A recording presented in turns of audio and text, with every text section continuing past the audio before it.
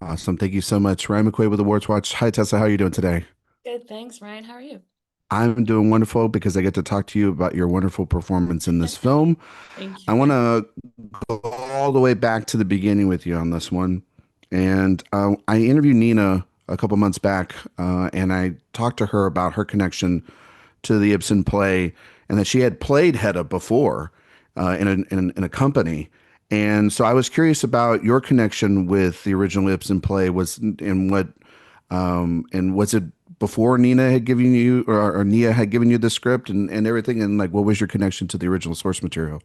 Yeah, I think it's so extraordinary that Nina played Hedda not she played Hedda for 6 years Yeah. in Berlin, which is tremendous. I first read Ibsen when I was about 16 or 17. I was really interested in theater and I was doing plays in high school and I was doing Shakespeare and so I became very inquisitive about classical theater and I read A Doll's House. So that was the first Ibsen I read. And it really blew me away. I had never it changed the way that I thought about my mother. At the end of A Doll's House, Nora leaves her two small children in an effort to go figure out who she is, not in relation to her family, but just in relation to herself. And I couldn't believe that it was written so long ago. There was something about it that felt so modern. And so I just got really interested in Ibsen. And so shortly thereafter, I read Hedda Gabler. And it was before I read the play, but I didn't understand that Hedda Gabler was this huge piece that was so storied and so important in theater. I didn't understand that it was this canonical work. I didn't understand that so many incredible legends of actors had played Hedda. I just knew that it was a really interesting piece, and I couldn't believe that it ended with this woman shooting herself in the head. And I thought, wow, Ibsen is so daring and writes these amazing, complicated women. But I always thought, oh, I'd love to play Nora someday. I didn't really think about Hedda. And then it was when Nia called me and said, I want to work on this adaptation of Hedda Gabler and I would love to do it with you. That it just sort of broke me open. And then I went back and because I had never seen Hedda Gabler on stage, I found as many adaptations as I could in archives and I got to watch all, tons of amazing performances and really get to know the play so much better. When Nia presented you the idea of the project, there are so many wonderful changes that she presents her version of this, and it really truly feels like both you and her presenting this fresh new perspective, especially that she's this biracial woman in this class of extremely white power and money, and then her also being a queer character. Could you talk about Nia and you having those conversations about reflecting a modern perspective on this classic character? Yeah, I would love to say that I was a part of those conversations, but really it's Nia's brilliance, When I'll be totally honest with you, Ryan, when she first said to me, I want to adapt Hedda Gabler, I would do anything with Nia. I would play a tree. I just believe in her so much as a filmmaker. I would go anywhere that she asked me to go, but I didn't understand the imperative. I was like, it's been done a bunch. It's such a history piece. I didn't know why she wanted to do it and why now. And then she sent me the script and I really, really understood. It's almost like she took all of the things that Ibsen was wrestling with, but somehow made them even more existential. And then also it became this portrait of not just this woman, Hedda, but these portraits of three women on parallel pathways to personhood and trying to find their own agency in very, very different ways. And that I thought was so resonant. And also just I'm sort of the mind, and I've seen tons of classical theater. I'm a nerd. I'm a geek for it. I eat it up. But I always feel like when you go to see a piece on stage, this is definitely true, and it doesn't feel like it's reinvented in any way. I'm sort of like, why would we do this now? It just doesn't feel like it relates to a modern sensibility. So I really feel like if you're gonna deal with the classics, you should really implicate yourself, and I think that's what Nia really did. She sort of took it apart and put it back together in her image and in mine. She wrote the piece with me in mind, so thereby Hedda becomes biracial. So we get to talk about race and class during that time. And then she thought fundamentally this character Eyelid makes more sense as a woman Eileen, and then thereby these characters become queer.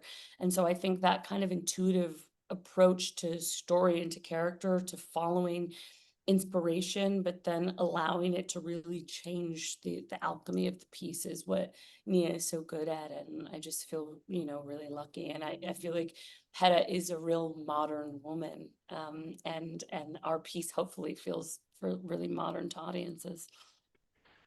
You said in your research process, once you got the role and once you started going into it, you were fast at it and trying to see as many different types of performances of this character as possible. Was there some similarities in those performances that really stuck out to you in your research, and were there also things that you maybe tried to pull away from, or try to maybe that you didn't that you also connected with and leaned into? Were there just some things that you saw there that sort of then maybe even changed a little bit of the perspective of the character for you in your process? Yeah, I think a part of the inquiry for me had to do with I knew we were breaking some rules of the piece, and so I feel like when you break rules, you have to really understand the rules really intimately that you're gonna break.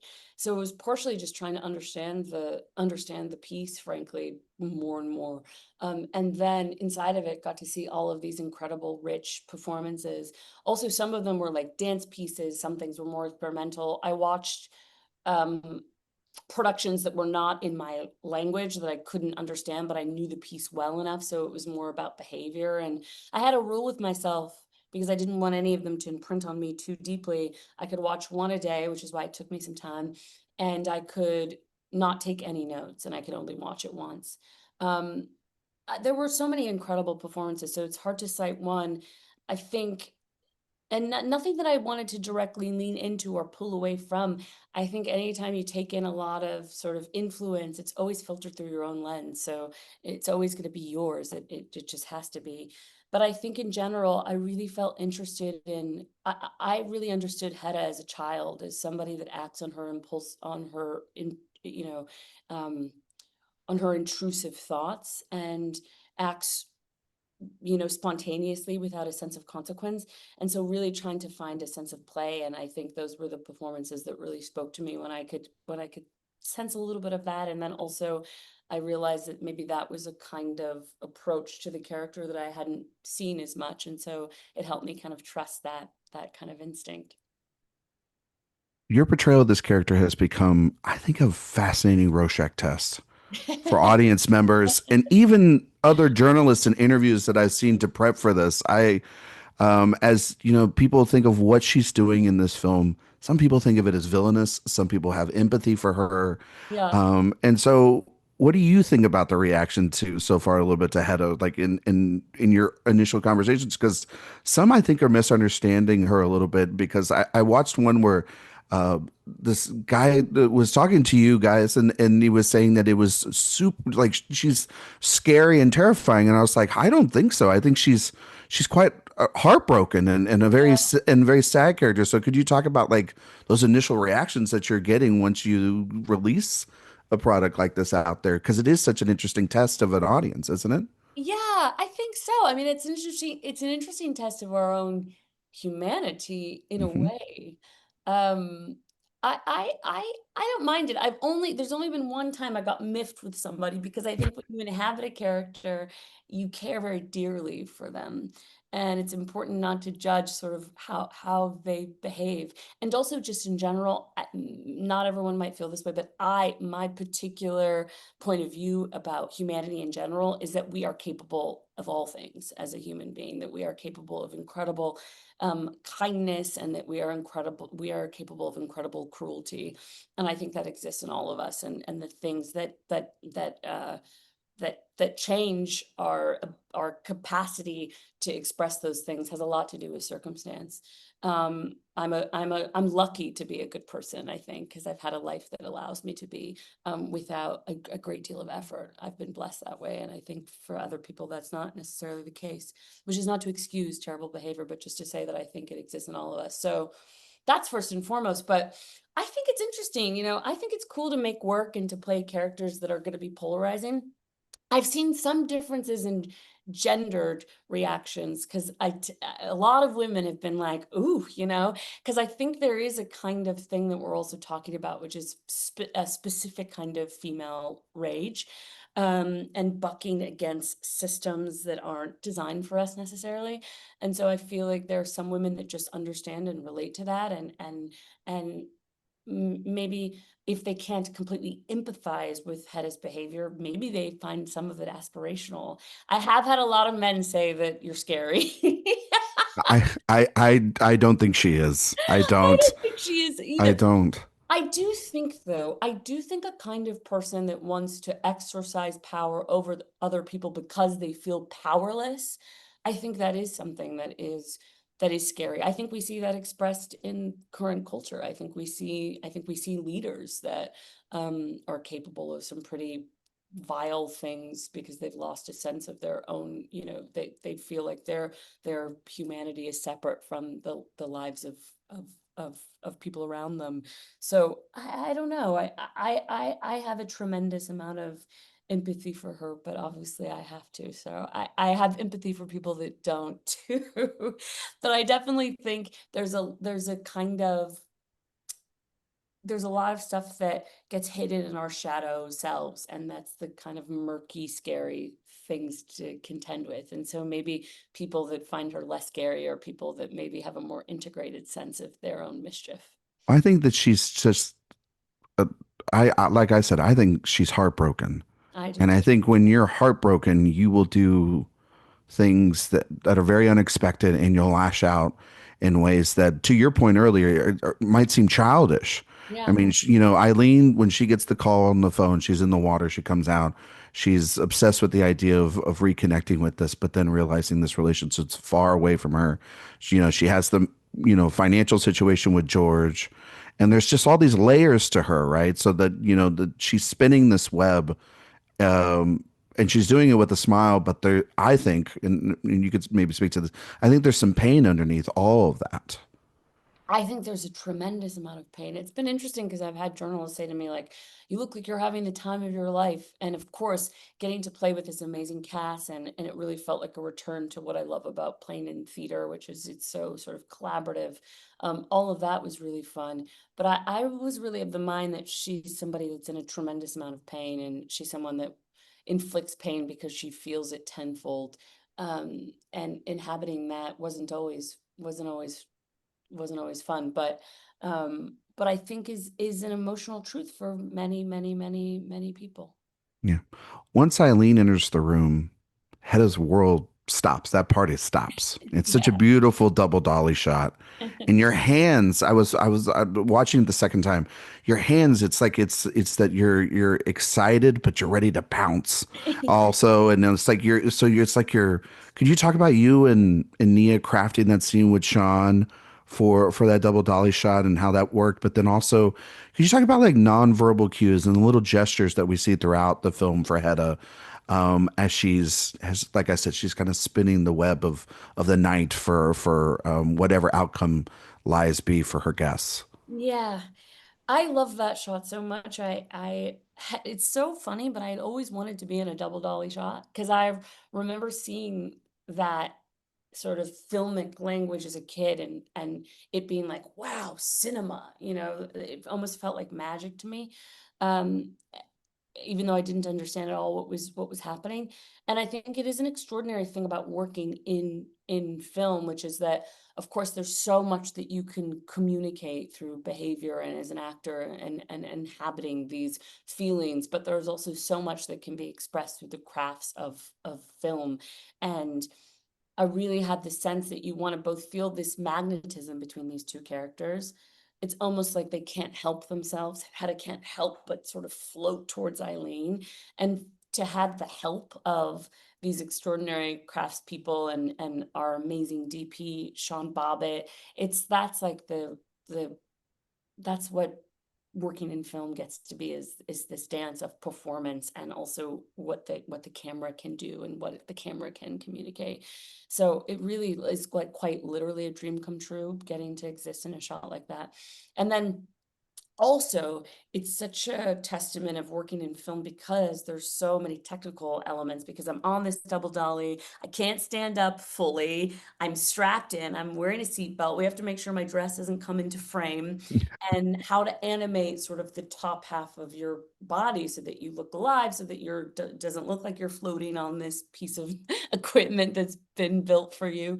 And I also had the sense to that childlike nature that there's something sort of tactile in Hedda and the amount of the energy that she feels. I also had this feeling, which I was hoping it was an idea, but you never know if your ideas will work in execution.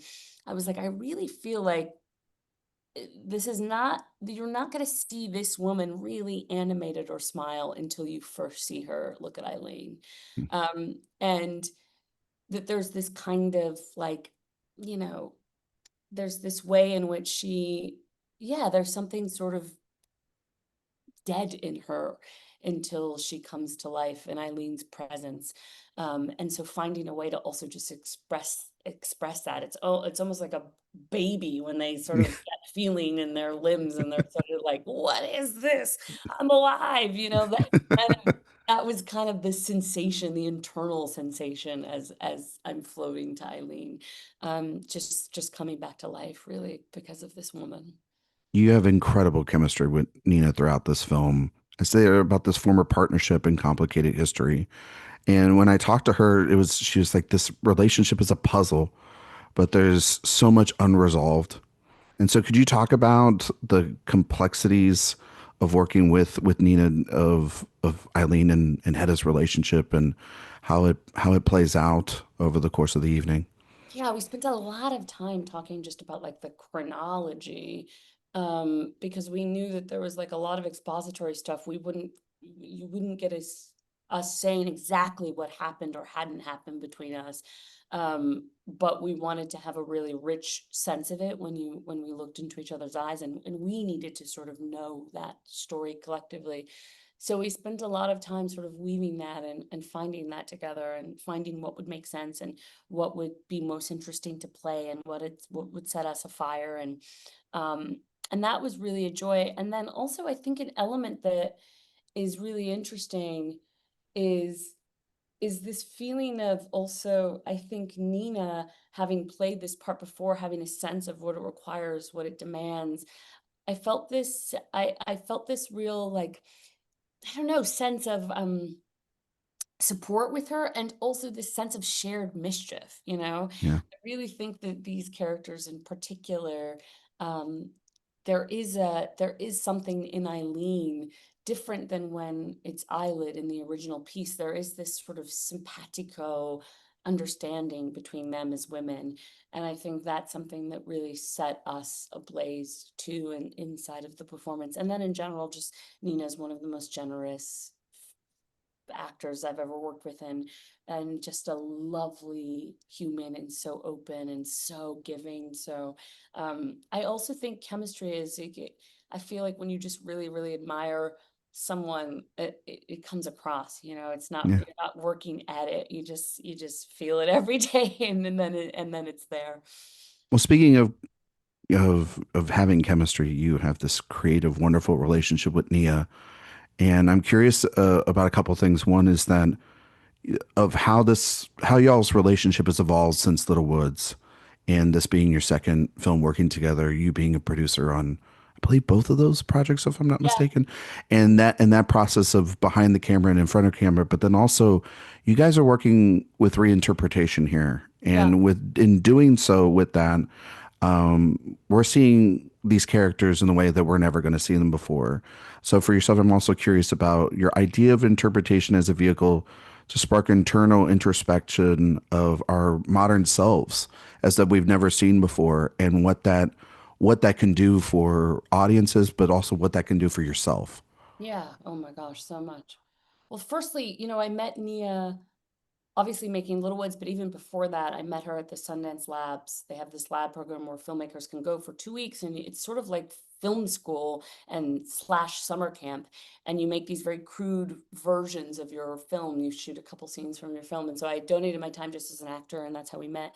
And typically there's no expectation that you will go on to make that film. And I remember it was our third day. We were in this little owl bar. They call it the owl bar, and you go and get a jug of wine, and everyone gets there, all the filmmakers, but then it'll also be like, sweet, bless him, the late great Robert Redford. He'll like pop in and hang out, or you're next to like, Ed Norton, or whoever's on the mountain that year as an advisor. So there's this incredible energy of just like, wow, creation. And I remember Nia turning to me and saying, when I make this movie, will you make it with me? She didn't say if, she said when, which to me, she's like 25 years old, one of the youngest people to have been on the mountain. I just thought she had such a kind of confidence, and the confidence didn't derive from just her, from a sense of self, which that's partially what it is, but it's confidence in that if she really feels this imperative that a story has to exist, then it has to. And I think that that kind of confidence is requisite, and it adds this kind of immediacy. No one was asking for Nia to adapt Hedda Gabler. No one was asking for an over 100-year-old Norwegian play to be reset. It's something she decided to do on her own, on spec, not having any sense that anyone would want to make it, because she just privately felt like she had something to say inside of it. And I think that that is just such a gift in a filmmaker to have. And I really do think in this case there is a real reason. I think the things that she does inside of this piece, and how she really centers women inside of a piece that Ibsen, amazing, incredible, was writing amazing women at a time when no one else was doing that.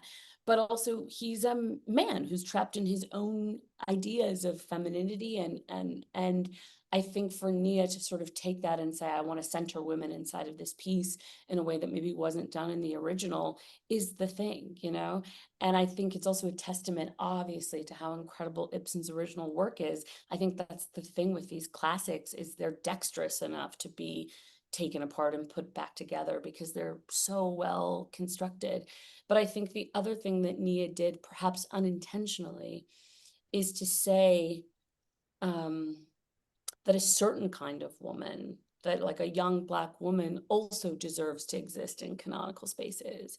Because, I spent so much time doing so much research and seeing who's played Hedda before, and like, there's not a ton of variation in terms of the kind of woman that has gotten to play Hedda both on stage and on screen. And I know that that wasn't intentional for Nia necessarily, but I do think it speaks to the modern times that we're in, which is to say, like, who gets to be canonical, who gets to be dead center in a frame. And I think those are questions that we're, maybe unfortunately or fortunately, I don't know, still asking. So I feel really lucky to have gotten to be a part of a piece. And a friend said to me the other day that really struck me, I hadn't thought about it. A friend of mine that graduated from drama school, he was like, you know how many students will watch your Hedda when they're dealing with a piece in school? And I was like, oh my God, of course, because I, as the like continuous student that I am, went and watched every Hedda I could get my hands on when I was playing Hedda. So the idea that there would be like a generation of people now that are seeing a very different kind of Hedda, that are getting to see a Hedda that's of color, a Hedda that's queer, is really cool. Yeah, absolutely. Tessa, you are fantastic in this film. Thank you so The much. world is better when you're on the big screen. And I love you so much in this movie. And Thank just have a great rest of your day. And thank you so much for your time. Thanks, Ryan. Thanks for all your thoughtful questions. They were so great. Thank you.